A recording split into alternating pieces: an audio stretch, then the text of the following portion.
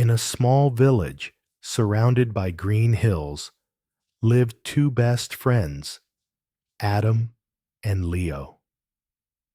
They grew up together, shared every meal, and even dreamed of building a small workshop one day.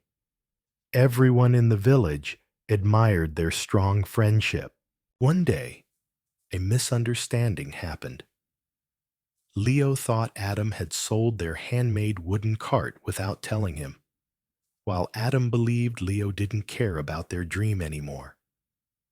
Anger and pride built a wall of silence between them.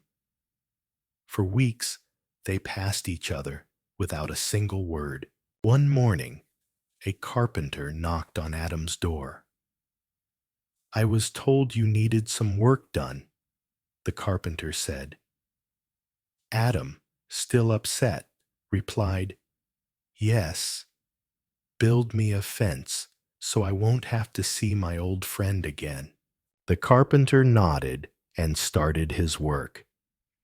After 2 days, Adam came to see the result.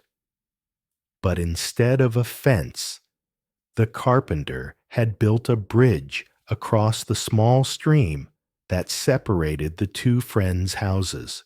At that moment, Leo walked across the bridge with tears in his eyes.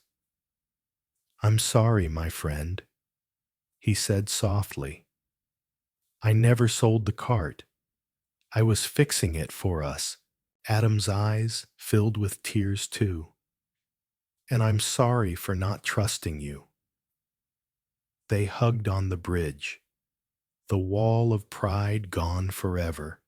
The carpenter smiled quietly, picked up his tools, and said, "I'll be on my way. I have more bridges to build."